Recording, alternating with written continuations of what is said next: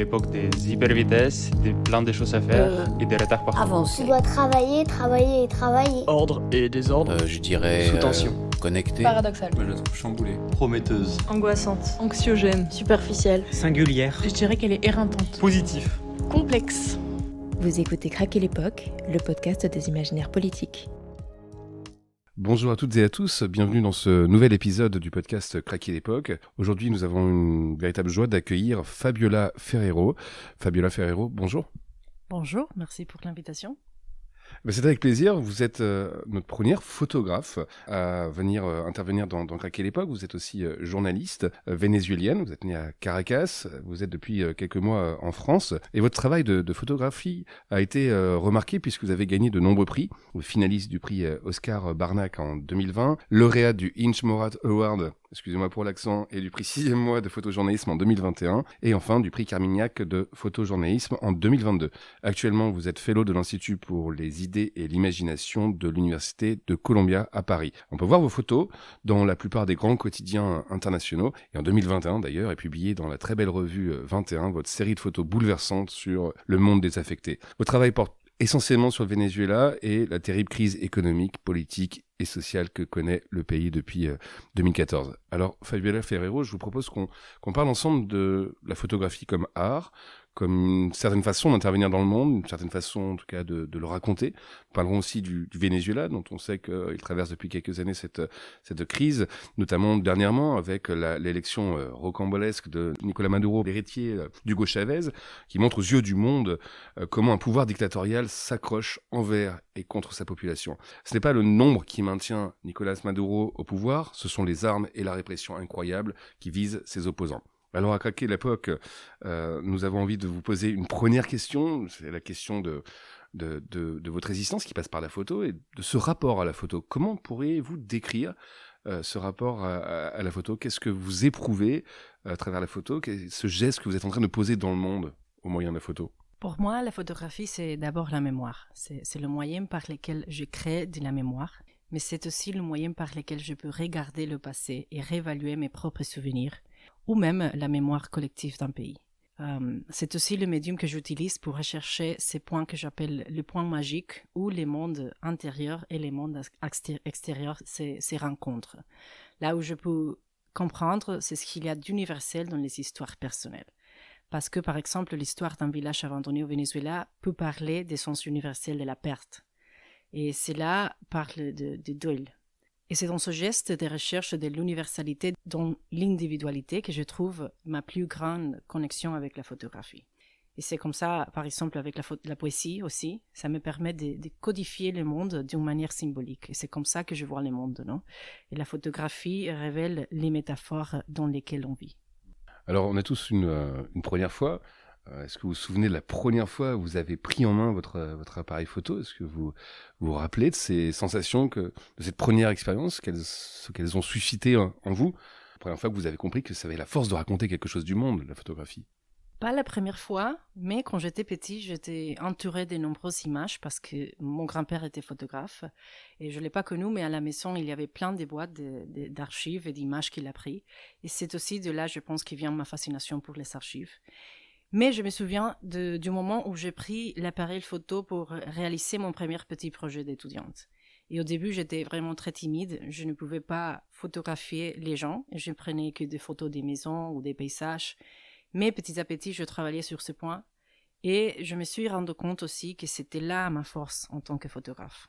C'est-à-dire, j'ai une nature lente qui construit des liens petit à petit. Et cela me permet d'aller plus loin et dans le sujet que j'aborde. Alors, on a une tradition dans le podcast, c'est de demander à chacun de nos invités un travail qui est difficile, c'est d'essayer de qualifier l'époque dans laquelle on vit. Si on essaie de le faire, c'est tout simplement, on veut essayer aussi de raconter quelque chose du monde en prenant les risques de dire quelque chose qui soit pas complètement précis, qui soit pas, en tout cas, qui n'épuiseront évidemment certainement pas le monde. Si vous deviez dire un mot qui vous viendrait à l'esprit et qui qualifierait l'époque dans laquelle on vit, vous choisiriez quel mot? Je dirais vitesse, et bruit aussi, mais surtout vitesse. Et pour moi, c'est pour ça que vivre lentement, c'est une forme de résistance. Non, je crois que j'ai de plus en plus envie de vivre comme ça. même si c'est parfois très difficile. Mais pour moi, c'est important de chercher le silence, de limiter les stimuli et les besoins constants de produire. Et je pense que dans les processus créatifs, le silence est aussi important que le mouvement. Mais il faut se connaître très très bien pour comprendre les bons moments de faire chaque chose, parce qu'il est très facile de se retrouver dans un rythme qui n'est pas le nôtre.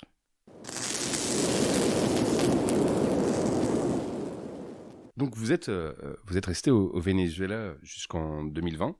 En mars de cette année-là, vous rendez vous rendez visite à vos parents qui sont à Bogota en Colombie, et là vous décidez d'y rester.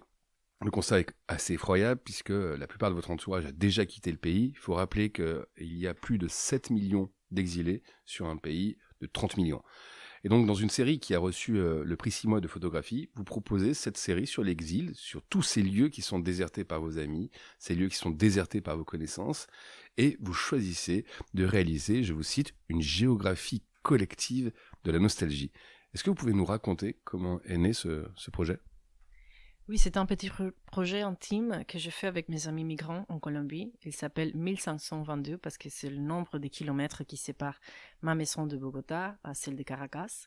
Et quand je suis retournée au Venezuela pour quelques mois en 2021, j'ai visité les maisons de ces Vénézuéliens que j'avais rencontrés en Colombie. J'ai photographié leurs espaces, leurs proches, leurs albums de famille, etc. Et puis, je suis retournée en Colombie et ces mêmes amis m'ont aidé à faire des images, avec des textes, avec des dessins. Donc, on a construit les images ensemble. Je prenais la photo et ils dessinaient par-dessus. Le paysage physique, comme ça, devient aussi un paysage émotionnel. Les mondes extérieurs et les mondes intérieurs se mélangent. Non? Par exemple, il y a une photo de la grand-mère de mon ami et autour d'elle, il a dessiné ce qu'il a vécu et connu depuis qu'il a émigré, des villes, des gens, etc. Mais c'est elle qui reste au centre. Donc, c'est une question des racines, que c'est la grand-mère, et après, les choses qui viennent après, et quand on quitte le pays. Non? C'était une façon de créer un pont symbolique entre la vie avant de la migration et la vie après.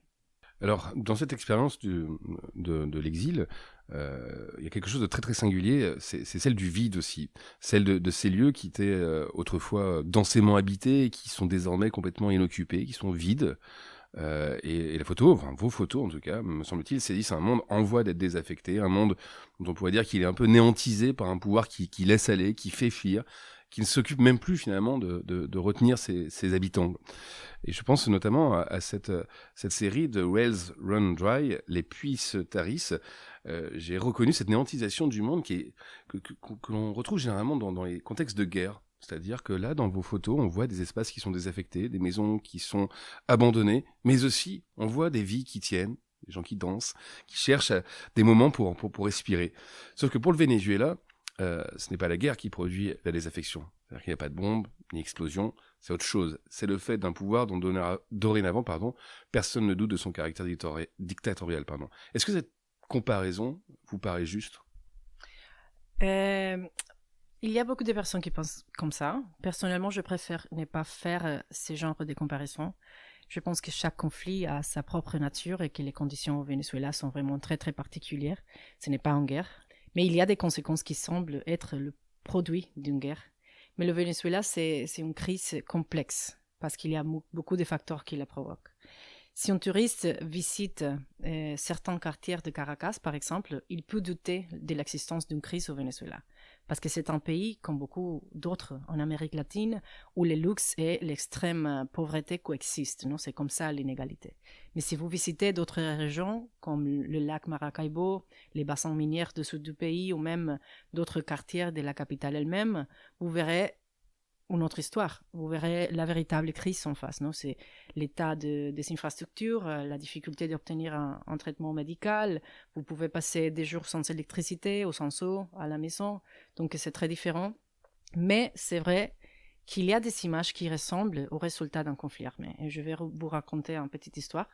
Par exemple, je suis allée voir une université dans le nord du pays et les bâtiments ont été complètement pris d'assaut par des bandes armées qui sont parfois présents et parfois absents. Donc, tu ne peux pas savoir quand ils sont là, mais c'est risqué d'entrer dans ces bâtiments, que c'était une université, c'est très important. Même les agents de sécurité n'y rentrent plus depuis des années. Et je savais que la bibliothèque avait été détruite et j'avais besoin de cette photo pour le projet.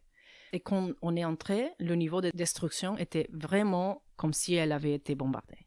Il n'y avait plus de meubles, plus de portes, plus de fenêtres. Il n'y avait même pas de murs, de plafond. Il n'y avait que le sol, quelques marches et des livres détruits. Non? Donc c'est une crise d'une grande complexité et c'est vraiment difficile d'expliquer. Il y a une photo que j'ai trouvée particulièrement marquante. Vous réalisez un montage. C'est une photo de vous et de vos deux frères quand vous étiez enfants sur la plage. Et vous la plongez dans le sable, cette photo. Et là, on voit toujours vos visages qui sont rieurs. C'est comme si le sable sur la photo était de la poussière que le temps a déposée, que finalement, c'est la mémoire de l'insouciance d'autrefois. Qu'est-ce que cette photo, elle raconte pour vous ? C'était un petit geste pour moi-même, je pense. J'imprimais cette photo de mon enfance en grand format et je l'ai emmenée sur la plage où elle avait été prise et j'ai joué avec. Et je l'ai recouverte de sable et petit à petit, je cherchais les regards et les sourires de mes frères et moi-même et j'ai pris la photo dès la photo. C'est pour ce souvenir, pour que ce souvenir retrouve l'espace où il a été créé, non? Un espace qui aujourd'hui est vide. Vous avez choisi un poème de Ennio Montero. Je vais vous laisser le lire et puis si on peut ensuite en parler. Debo estar lejos porque no oigo los pájaros. Me ha extraviado la tarde en su vacío. He recorrido esta ciudad de voces extranjeras, solo para advertir cuánto dependo de sus cantos y cómo sus silbos, gota a gota, se mezclan en mi sangre. Debo estar lejos, o los pájaros habrán emudecido, tal vez adrede, para que su silencio me regrese y mis pasos remonten las piedras en esta larga calle, hasta que vuelva a oírlos en el viento, y el migratorio corazón se me adormezca debajo de sus alas. Alors, il est toujours difficile de traduire un poème, mais en français, je dois être loin, car je n'entends pas les oiseaux. L'après-midi m'a égaré dans son vide. J'ai parcouru cette ville de voix étrangères seulement pour comprendre combien je dépends de leurs chants et comment leur sifflement, goutte à goutte, se mêle à mon sang. Je dois être loin, ou bien les oiseaux se sont tus, peut-être volontairement, pour que leur silence me ramène et que mes pas remontent les pierres dans cette longue rue, jusqu'à ce que je les entende à nouveau dans le vent et que mon cœur migrateur s'endorme sous leurs ailes. Alors pourquoi avoir choisi ce poème et peut-être aussi quelle est l'histoire de ce poème dans votre vie ? C'est le poème qui m'a guidée pendant des années et d'où vient le titre de mon projet qui en anglais c'est I Can't Hear the Birds. Et Montejo est un poète vénézuélien que j'adore vraiment. À mon avis, il parle de migration et de déracinement comme personne. Et en fait, j'emporte ce livre des poèmes dans tous mes voyages comme une sorte de guide et quand je fais le projet. Et j'ai lu récemment un autre de ces poèmes que je ne connaissais pas, mais qui parle aussi des oiseaux. Et qui commence un peu comme ça, non? Il dit « J'entends des oiseaux dehors, pas ceux d'hier que nous avons déjà perdus, mais les nouveaux. » Et donc, ce deuxième poème, je pense qu'il dialogue avec le premier que vous avez lu, qui parle de la perte, mais cette fois, il nous dit qu'il y a d'autres oiseaux, pas ceux d'hier, mais des nouveaux que nous pouvons écouter. Et le premier parle de la nostalgie, mais le second parle d'avenir. Et cela m'a fait réfléchir un peu parce que récemment, dans une autre interview, on m'a demandé quel espoir j'avais pour le Venezuela, que c'est toujours un mot et une question très difficile pour moi. Et j'ai parlé d'un écrivain argentin que j'aime beaucoup, qui c'est Martín Caparrós, parce qu'il explique que la migration, c'est la fin d'un rêve collectif et le début d'un chemin en solo, hors de son pays, pour chercher sa vie et ses rêves individuellement. Donc c'est une sorte de renoncement au nous et à la communauté. Et pour moi, c'est le seul espoir auquel je peux aspirer maintenant, non? Que les Vénézuéliens retrouvent un rêve collectif, que chaque Vénézuélien puisse écouter ses oiseaux, pas les anciens, mais les nouveaux, soit au Venezuela et soit à l'extérieur. Et c'est pour ça que j'ai choisi la poésie d'Eugenio Montejo aujourd'hui. Alors, la nostalgie, c'est un affect qui est assez partagé par la société vénézuélienne, on peut le comprendre assez facilement. Vous dites d'ailleurs que beaucoup de Vénézuéliens ont quitté le pays, mais ont conservé leur maison, pensant revenir un jour. Vous faites d'ailleurs une série de photos sur ces maisons inoccupées que le temps commence à attaquer. Il y a d'ailleurs un nouveau métier, j'ai envie de les appeler les concierges du vide, c'est-à-dire des personnes qui veillent sur ces maisons inoccupées.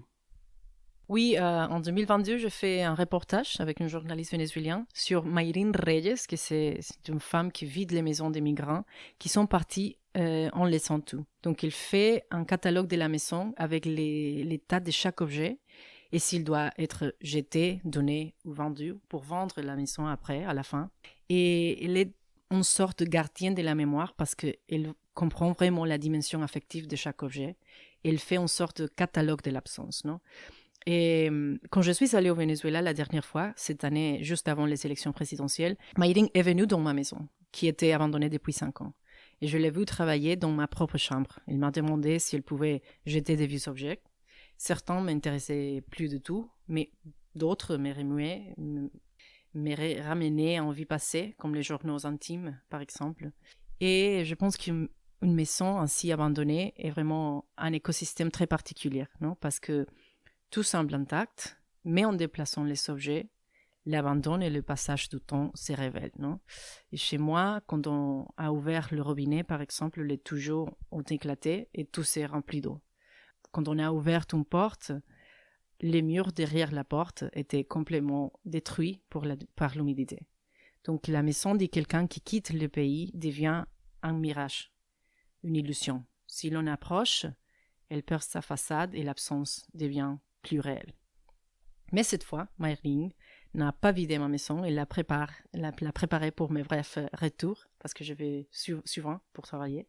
Et c'était la première fois qu'il travaillait sur une maison pour cela et non pour la vendre. Alors, la nostalgie, c'est aussi une pétrification du temps. Ça peut nous conduire à ressasser un peu les mêmes malheurs.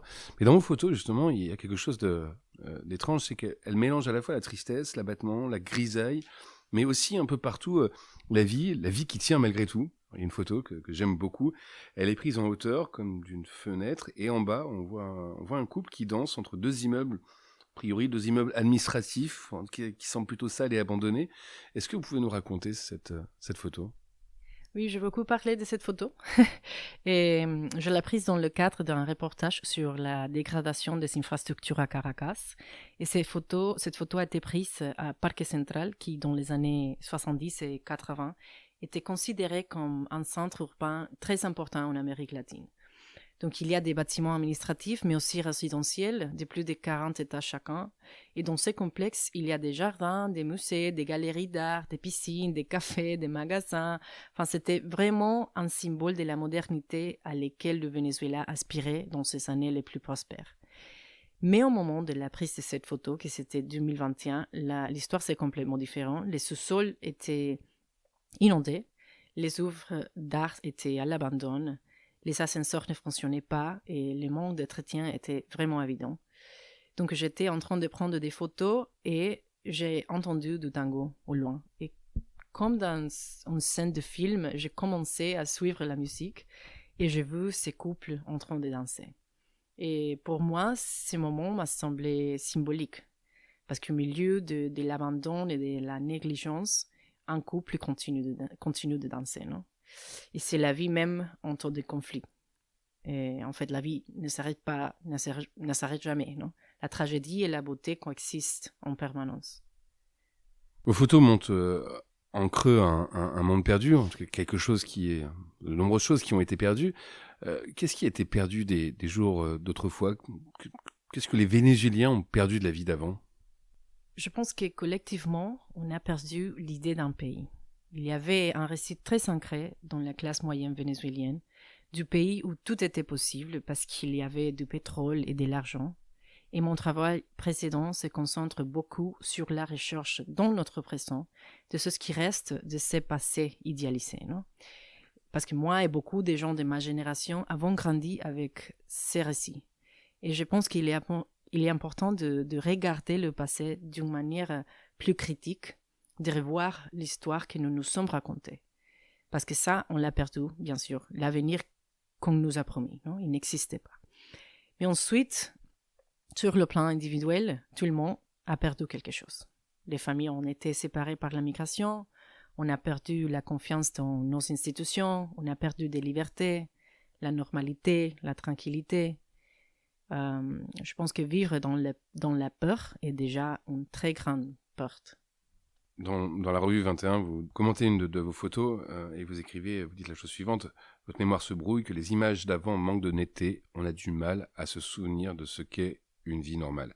On va écouter donc une chanson de Simone Diaz qui s'appelle Guillermina.